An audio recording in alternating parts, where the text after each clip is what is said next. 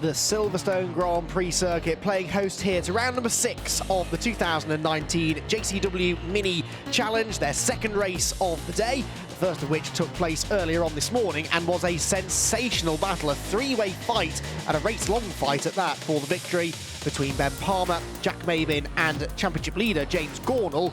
In the end, it was Palmer in the number 2 machine who came out on top. That was despite a bit of contact at the Maggots and Beckett's on the first lap with unfortunate Nathan Harrison, who ended up spinning off the road, rejoined a lap down, but in 23rd position, and very much championship contender Nathan Harrison, so that will have championship implications. A partially reversed grid for this second race then, so the top 6 finishers from race 1 get reversed. James McIntyre therefore inherits pole position with Tom Rawlings alongside.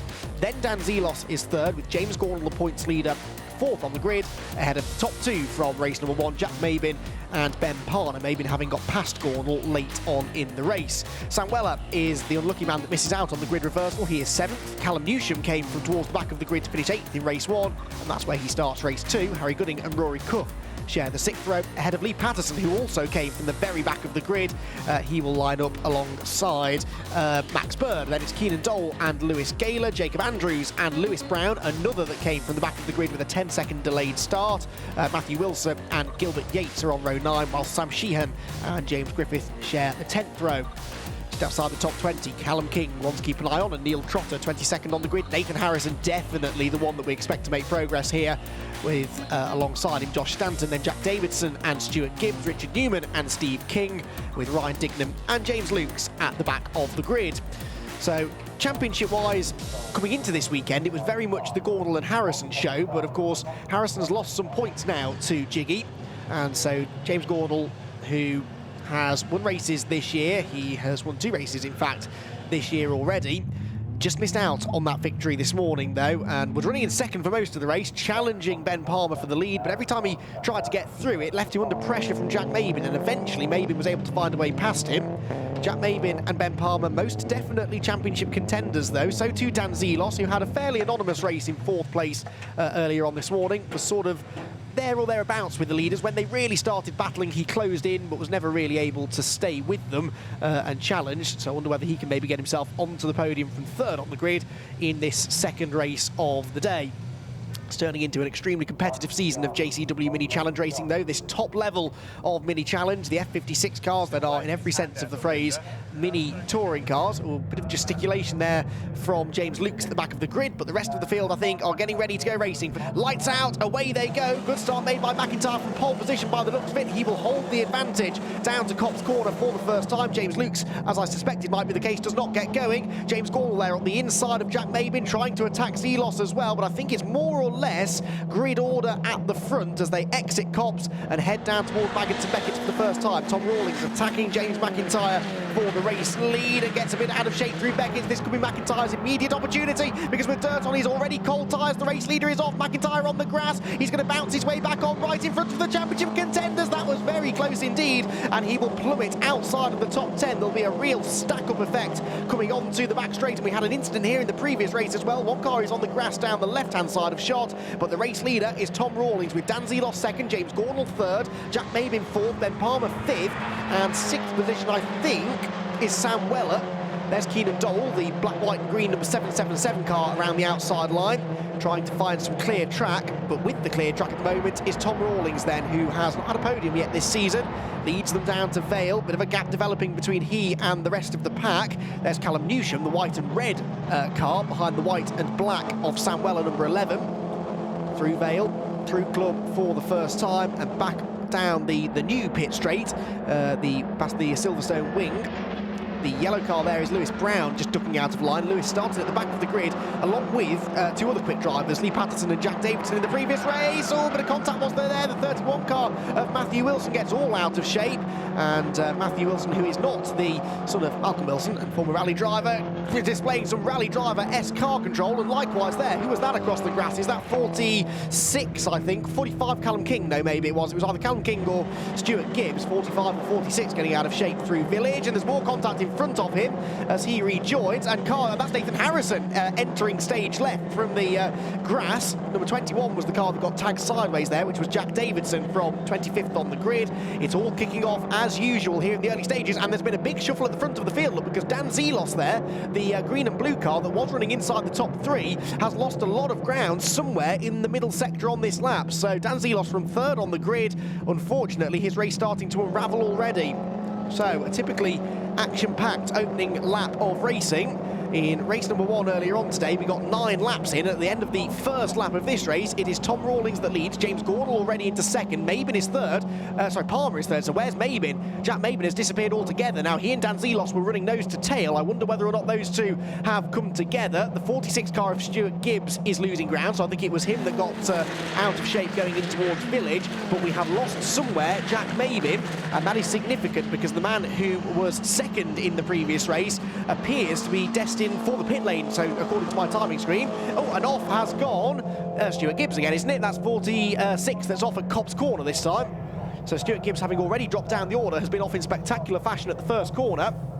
Lots to try and keep up with them, but something has happened, I suspect, between Dan Zelos and Jack Mabin. Zelos, I think, has been off, and he is now trying to regroup. He's on the inside of Sam Weller, the number 11 car. Sam has progressed rapidly through the lower mini challenge ranks from the more standard Coopers into the Cooper S's, now into the JCWs, and he is running in 4th position now as they go into the Vale, which I think would put him on course for his best result of the season so far. But for how much longer will he hold on to 4th place? Because Dan Zelos arguably has been quicker than him so far this weekend. He's up the inside through the second part of Club. He's got the inside line again for this very, very quick right-hander at Abbey Corner. And I think he's going to go through. Yes, he does. Dan Zelos up the inside line, back into 4th position then, but already just over 3 seconds away from the race lead. Rory Cuff, by the way, is the blue car in the background. He's 6th, Callum Newsham 7th, Harry Gooding 8th, James McIntyre is 9th from pole position, and 10th place for Max Bird. So James McIntyre, who led for 2 corners and then went off the road and actually was quite fortunate to rejoin without any major contact. That's him there with a slightly deranged front bumper, just diving up the inside of, was he trying to defend there? That's the 56 of Harry Gooding that he is trying to overtake and has overtaken now, so into 8th position for James McIntyre. Good pace, though, being set here by Tom Rawlings, the race leader. He's getting away from Gornall. The gap at the start of the lap was 1.7 seconds, and although it came down in the middle sector, in the final sector, I reckon that it's going back out again, partly because James Gornall has got his playmate from the previous race, Ben Palmer, once again joining him for company. This time they're battling for 2nd place, and this time it's Gornall ahead, trying to defend from Palmer. In race 1, Gornall spent most of the race trying to get Palmer out of the race lead, but on this occasion, he is the one that's having to do the defending. But yeah, the lead gap, well, it comes down fractionally, 1.4 seconds the margin. Briefly, Rawlings sets the fastest lap, then Ben Palmer does in 3rd place, and then Nathan Harrison, down in 14th position, sets the fastest lap of the race. Now, Nathan Harrison started 23rd, and he's been off the road, remember, down at Village, so he's done a good job to get into the top 14 now, and a top 10 finish will almost certainly beckon for him. The question is, how far up the top 10 will he be able to get? The answer, he will be hoping, is a long way, because his big championship rival, James Gornall, is running in 2nd place, and in the first sector on this lap appears to be making some slightly more significant inroads into the race leader. First sector times will come up at the end of the Hanger Straight, and yeah, Gornall is 6/10ths quicker than Rawlings just in the first sector alone, so he's halved that gap just through the first sequence of corners.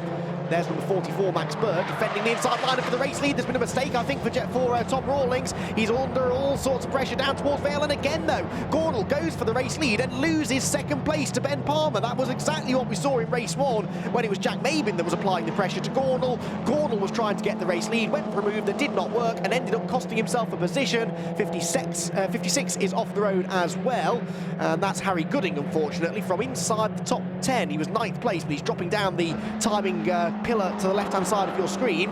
So Ben Palmer into 2nd place, Gornall down to 3rd. This will explain hopefully what happened to Harry Gooding. Up the inside goes Max Bird. This is the move we saw beginning. Oh, and Gooding's car just did not slow down. That's either a brake failure or a stuck throttle, and boom, into the barriers. That's a big, big hit for Harry Gooding, and I'm glad to see him getting out of that car in one piece. There he is, trudging away through the gravel trap, but that could have been a lot worse. Thankfully, the tyre wall absorbing the impact, but that was a bizarre moment there for the number 56 car. At the end of the hanger straight is not the place that you want to find a stuck throttle or a brake failure. Right, for second place, James Gordon's a bit frustrated now, I think, because he was very near to taking the race lead away from Tom Rawlings half a lap ago, and then ended up losing a position to Ben Palmer. So Palmer in second position is now the man, the meat in the sandwich, essentially, but Dan Zelos is catching them as well. So Dan Zelos, who finished fourth in the previous race, wasn't really able to go with the leaders on that occasion, but maybe some setup changes have allowed him to find a slightly more competitive pace today, or this afternoon, I should say. Plus the fact that the leaders are starting to fall over each other rather. Speaking of falling over each other, lots of side-by-side action going on behind. This coming out of Luffield Corner. And that's, I think, Neil Trotter, I think that is, on the inside line, was gaining some ground. Through Maggotts and Beckett's, though. 4 cars for the race lead, 12.5 minutes still to go in this one. Tom Rawlings, so far, soaking up all of the pressure from the cars behind, but I'm intrigued to know what happened to him down at Stowe Corner a lap ago, because whilst Harry Gooding was having his big accident behind, all of a sudden Rawlings lost what was still about 0.6 of a second or so to the cars behind in one corner. We saw in the opening race of the day that slipstreaming is very much a factor in mini challenge racing, and we're seeing the chasing cars there trying to use the toe to good effect, trying to close in on Rawlings as they go down the hanger straight. They weren't actually able to draw alongside. Ben Palmer, though, will know better than most, perhaps, that he needs to think this move through. If it doesn't work, then not only is he likely to lose 1 place to James Gordon, but he could lose 2 to Dan Zelos, because Dan Zelos, former Renault Clio and Ginetta Junior star, is a feisty racer, and presented with even half an opportunity to go up the inside, he will take it, no doubt. Across the speed trap they go. 97 miles an hour they're carrying halfway up that straight, so well over 100 by the time they go into Abbey Corner, and they don't do much slowing down for that quick right-hander. Zelos is the man that's got the better exit from there, though. He might attack Gornall into Village. Gornall suspects that might be the case as well, so drives down the middle of the road to try and defend, and in the end there will be no change of position on the brakes through the right-hander. Through the left-hander they're single file on the way in as well, but Zelos trying to tee up the good exit, so to Ben Palmer for the race lead, so they're starting to pair off slightly now. 2 for the lead, 2 for third, as Gornall becomes more and more preoccupied with what Zelos is doing behind him, but Tom Rawlings is very much preoccupied with what Ben Palmer is doing behind him, because Ben in the number 2 car is thinking about going to the inside. Rawlings was late on the brakes, he's too late on the brakes, he runs out wide, the race leader makes a big mistake, and that will cost him the lead of the race, surely. Ben Palmer is through. That was clever driving from Palmer by jinking to the inside going into Brooklands. He made Tom Rawlings just roll off the brakes, or just brake a bit later than he was comfortable with doing. He ran wide and lost the lead, and that might be the last we see of Ben Palmer. Side by side for third place now as well, with Zelos at the inside of Gordon. We didn't see how this one started, but Zelos looks as though he's about to go through. Well, no, actually, bizarrely, despite almost having his nose in front by the time they crossed the line. Indeed, he was only 3/1000ths of a second behind Gornall officially, but they were neck and neck, and he had the inside line, but Gornall still comes out of Cox Corner on top. Now Gornall will have an extra sense of urgency here to get past Tom Rawlings, because he can see Ben Palmer starting to pull away, and he can see Ben Palmer very quickly becoming a championship threat here. Gornall, who made a debut, or made a couple of guest appearances last season, did Rockingham, Brands Hatch and Donington, I seem to remember, in the Mini Challenge last year, was immediately on the pace, took a bit of getting used to these cars, particularly racing front-wheel drive cars and how cold tyres can affect front-wheel drive tin tops, but he managed to figure that all out pretty quickly. Arrived on the scene at the start of this season as immediately one of the form man at Oulton Park, won the season opener, finished second in race 2, won again at Snetterton. If he doesn't win this race, it will be the first meeting this season that he has not taken the race-winning silverware away from at least one of the races. And that is now becoming more and more likely to happen, because the race leaders there are stretching away now, as Gornall again has to move to defend this third position from Dan Zelos. Behind, by the way, keep an eye to Nathan Harrison. Nathan Harrison, car number 27, the green and black machine, into 6th position now. He's found a way past James McIntyre, the erstwhile pole sitter on this lap. He's only 5 seconds off the race leaders, but he set the fastest lap of the race a few laps ago, so he is capable, maybe, of breaking into the top 5. We'll try and check in with that battle in a moment or two. For now, though, we focus on the third place tussle, which is James Gornall versus Dan Zelos, 18 against 4-4-5. Out of entry they go. There's Rory Cuff 5th, and there Nathan Harrison 6th. The black car is starting to bridge the gap already to Cuff in the blue machine, but then there's quite a bit of daylight between the top 4 and this 5th place battle. There they are. That's Cuff in 5th, sideways under braking, and Nathan Harrison will be looking to try and make short work of this move. Nathan Harrison, former runner-up in this championship, and has been unlucky, actually. Some would say not to have won it before now. Max Bird there, the white, pink and blue number 44 machine, is trying desperately to find a way past James McIntyre. You would imagine that McIntyre's car is not handling particularly well, because he certainly dislodged that front splitter when he bounced across the grass on the opening lap, but it's not slowing him down too much. There you can see the damage, particularly to the front left corner of the 47 car. And through the high-speed corners we've got lots of here at Silverstone, that will be creating lots of understeer, and I think that's exactly what happened at Copse then. He ran wide, and I think Bird will go through for 5th position. Meanwhile, Nathan Harrison, by virtue of the fact he's just set the new fastest lap of the race, 2 minutes 20.099, has reeled in Rory Cuff and is going for 5th position. He's heading onto the hanger straight now, tucked right in the bubble of air behind the car in front, and will be looking to try and attack. In fact, he's already pulling out to the inside line towards Stoke Corner. The top 4 are single file for now, but it is side by side for 5th. And Nathan Harrison, the remarkable Nathan Harrison, who will feel robbed of a good result in the previous race when he was nerfed off the road just a couple of corners into it, is now starting to show exactly what pace he's got. He's into 5th position now. They head down towards the braking zone at Vale. And he, at the start of the lap, was about 2.5 seconds or so behind Dan Zelos in 4th, who is being held up most definitely by the defensive James Gordon at the moment. So if that keeps happening, we've still got a third of the race to go, essentially. I wonder whether Harrison could maybe get a podium. It's a relentless pace that he's showing now, but these 4 drivers at the front are showing even quicker pace, or not on the previous lap, but on laps before that they were. But in clean air, Harrison does seem to have the measure of them. Through Village, the slowest parts of the circuit this. Dan Zelos trying to execute a switchback manoeuvre there, taking the really wide line in. Oh, Gordon slows! James Gordon slows! What happened there? The championship leader in big, big trouble. I thought at first he'd missed a gear, but no, there's smoke, there's problems, and James Gordon is out of the race.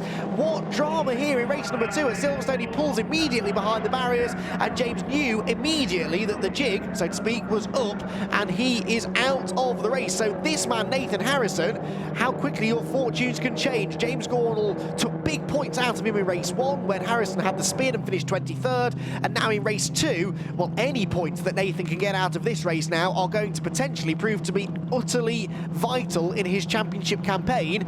Of course, that sudden slowing for Gordon also delayed Dan Zelos slightly, so the gap between Zelos and Harrison is less than a second now, and that would be for 3rd position, would you believe? So Nathan Harrison, I bet, couldn't believe his luck then when he saw the yellow machine smokily pulling its way off the road. I don't know what happened to James Gordon, but it's been fairly terminal for him. He is out of the race. Promotes Zelos to 3rd, Harrison 4th, Cuff now into the top 5. Max Bird 6th, James McIntyre 7th, Sam Weller, Callum Newsham and Callum King round out the top 10. Callum King started 21st on the grid, so he's not had a bad race so far. And indeed, Callum Newsham started, I seem to remember, some way down. No, he was 8th, so Callum Newsham's actually lost a position from where he started.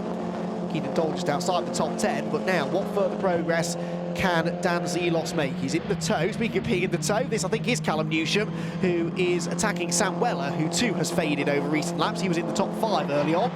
There, the white and grey car on the inside line has got Callum Newsham trying to go right around the outside. Callum is the son of former British touring car race winner Dave Newsham.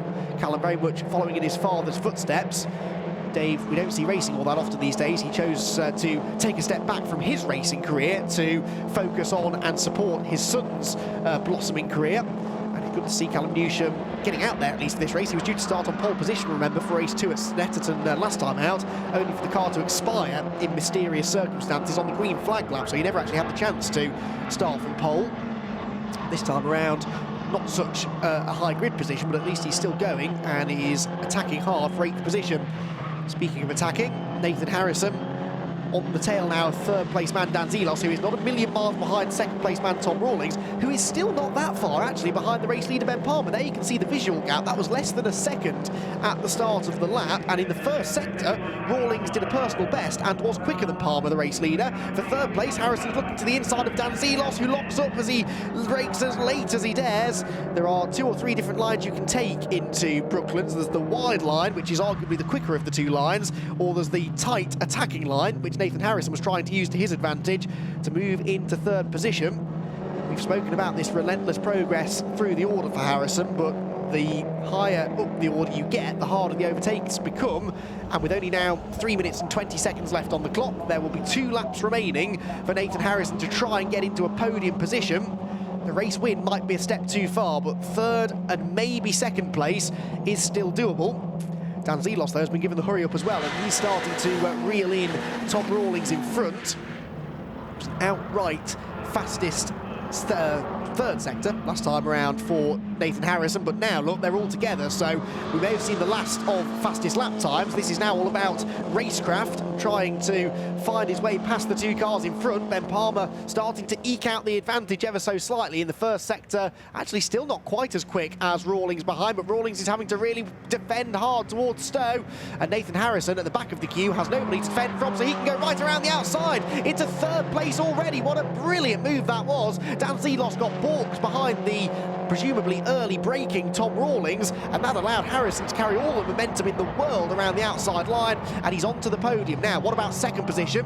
Tom Rawlings, and if he can get past Tom, can he chase after Ben Palmer? It seemed almost impossible at the start of the race that we'd be talking about Nathan Harrison on the podium, having started 23rd, but that is what the red mist will do for you. He was determined to get a good result in this race to make up for the lack of points in the previous one. And here he is in third, on the tail of second place man Tom Rawlings, who has really impressed me in this race actually. He's put up a really solid defensive job, and until he really had to start defending, arguably just at the start of this lap, he was maintaining pace with the race leader, but there's a gap on the inside and Nathan Harrison is immediately through, and he's into second place. And can Dan Zelos follow him through? I think he will, and that's a bit of a shame for Tom Rawlings really. He chose not to fight Nathan Harrison too hard because he didn't want to risk contact that could have cost him a podium, but actually his willingness to move aside and open up the inside line for Harrison has meant that Dan Zelos is also alongside now into the braking zone at Brooklands. Can Rawlings go around the outside? He can't, so Zelos into third, and as we're about to go on to the final lap of the race, unfortunately Tom Rawlings, after a really impressive showing, is off the podium. But it's almost equally impressive to see that Tom had the presence of mind there not to fight tooth and nail for every position. A 4th place finish is guaranteed, really, unless he has any issues on the final lap, because he's nearly 3 seconds clear of Rory Cuff behind. And 4th place is better than nothing. 51 is off, unfortunately. That's Gilbert Yates. Not entirely sure where that is. Possibly up towards, oh, there we are. Well, oh, it's on the exit of, yeah, what confused me is he's pointing the wrong way on the exit of Farm Curve, the very quick left-hander after Abbey, so he's spun, presumably, and is now stranded. Now, the lead gap, 1.7 seconds. However, Nathan Harrison, despite the fact that he spent the entirety of the previous lap battling away with Dan Zelos and Tom Rawlings and overtaking the 2 of them, is actually still maintaining the same pace as the race leader. There's contact, meanwhile, for 131 Sam Sheehan, who gets elbowed out of the way by an errant Mini up the inside. Didn't quite catch who that was, but Sheehan unfortunately loses some ground and will come across the start-finish line outside the top 20. But yes, that lead gap, 1.7 seconds. It comes down by over half a second in the first sector. Ben Palmer does not yet have this wrapped up because the incredible pace that Nathan Harrison is showing in this race is allowing him to reel in the leader. He's now almost within 1 second of the lead, which means he'll get a bit of a tow down the long straight towards Abbey. I don't think he's quite going to get there, but if this race had been 21 minutes long, he might just have been able to get onto the tail of Palmer, who's twitching his way through Abbey, though. That will be a good sign to Nathan Harrison if he thinks that the race leader is struggling with a handling imbalance, but I think it's more the fact that Palmer is just pushing really, really hard because he knows he's under pressure here. Through Village, the gap in the middle sector comes down, but only by another 10th. So, yeah, I don't think Harrison's quite going to get there, but he'll apply the pressure to the flag and hope to force a mistake out of Ben Palmer.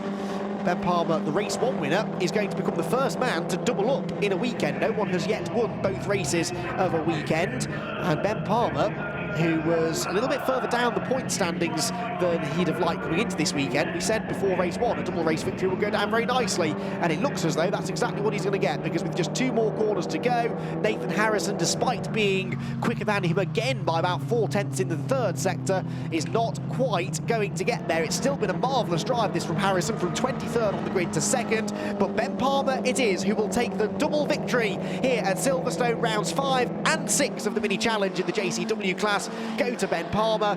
The eventual winning margin was just 3/4 of a second over Harrison in 2nd. Dan Zelos on the podium this time in 3rd. Tom Rawlings a solid drive there to 4th. Rory Cuff was 5th. Max Bird was 6th. Sam Weller 7th.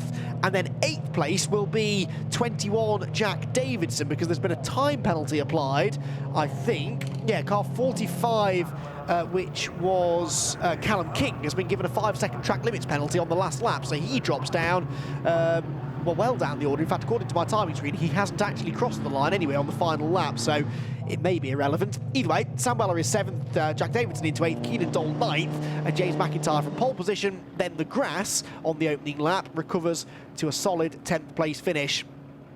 Confirmation of the result then, and Ben Palmer it is who took the double race victory here at Silverstone in fantastic fashion. Nathan Harrison 2nd, Dan Zelos 3rd, Tom Rawlings 4th, and Rory Cuff in 5th. Max Bird, Sam Weller, Jack Davidson, Keenan Doll and James McIntyre round out the top 10. 11th place then for Jacob Andrews, excuse me. Callum Newsham was 12th in the end, with 13th place for Lewis Gayler, 14th Matthew Wilson, and 15th for Lewis Brown. A slightly disappointing weekend for Lewis, really, who, as we said at the start of the day, was very much a championship contender coming into Silverstone. You do drop some of your worst scores in this championship, and I think that Silverstone may be a weekend that Lewis chooses to drop altogether, because he, in the first race, came from the back of the grid to finish 16th, and he's only 15th in race 2. Richard Newman, James Lukes, Josh Stanton, Neil Trotter and Ryan Dignam round out the top 20 ahead of James Griffith, and Callum King, did not come through at the end of the race, so I don't know where he went, but Callum King, having just been handed a 5-second track limits penalty, maybe exceeded track limits again, but not to his advantage. And then retirements, some significant ones there, particularly James Gornall, the championship leader. He will still, I think, be the points leader, but by a much less significant margin. Lee Patterson also out, and Jack Mabin, another retirement. Ben Palmer, though, takes the race victory and takes the maximum points haul from Silverstone as far as race results are concerned. You actually score points for being in the top 6 in qualifying and for being one of the top 6 fastest lap setters in the race. Fastest lap in that race went to Nathan Harrison, a 2:20.099. Palmer, I think, had the 2nd fastest lap. Yes, he did, a 20.913, and Zelos, a 20.949, was the 3rd quickest driver in the race. So Ben Palmer almost a maximum points haul, but you only score 6 points for setting the fastest lap. You score 50 points for a race win, so the race result certainly has more significance. That was a really significant race result, though, for Nathan Harrison, coming home in 2nd position at the wheel of the number 27 Mini. He really fought hard there to come from 23rd on the grid, right in the hornet's nest as well, where things can all go horribly wrong on the opening lap. He picked his way through the early chaos, had a grassy moment himself, but was able to come home in 2nd place in the end. There is Ben Palmer. There is Nathan Harrison climbing out of the car, looking remarkably calm for a man who's just put in what I would imagine is one of the drives of his career, really, or maybe he's just worn out after what's been a full-on day, and a day of highs and lows for Harrison. He qualified for the first race today, 4th on the grid, so you have to imagine he would have been a potential winner in that one if he could have demonstrated that sort of pace earlier on this morning, but he wasn't able to because he had that contact with Ben Palmer, the eventual winner. So I'm sure Harrison would have loved to go at fighting Palmer for the victory in that one as well. In the end, though, denied that by just 3/4 of a second. But a remarkably close race, and round number 6 of the championship, well and truly living up to this championship's exceedingly exciting reputation. Off the line, it was a much cleaner start this time around, with not so many bits of contact through the opening sequence of corners. James McIntyre held the race lead from pole position, but not for much longer. Tom Rawlings was all over him as they went towards Maggots and Beckett, and on cold tyres, McIntyre slid wide onto the grass, bounced his way back onto the road, and fell well outside the top 10. He would eventually recover, though, to finish in 10th position. A field full of 30 identical F56 Minis plunged plummeted down towards Abbey Corner. There were a few sideways moments further back on cold tyres, and a bit of rather clumsy contact in the midfield, which sent Nathan Harrison way wide over the grass. He rejoined with no contact, no damage, and was able to continue his charge up the order. That's how Stuart Gibbs ended up out of the race, with what looked like a tank slapper out of Copse Corner, and then a bizarre moment for Harry Gooding, where either the throttle stuck open or he had no brakes at Stoke Corner, and then an even more bizarre moment for the championship leader James Gordle, whose car suddenly expired in smoky fashion coming out of Village, taking him out of the race. Nathan Harrison executed a brilliant move into third place ahead of Dan Zelos, then just a few corners later took second away from Tom Rawlings. He spent the remaining lap and a bit chasing down the race leader Ben Palmer, taking chunks of time out of him, but just couldn't quite get there in time. 131 Sam Sheehan got elbowed out at Brooklands, but Ben Palmer took the double race victory and catapults himself into championship contention. Join us next time at Donington Park to see if he can continue that momentum.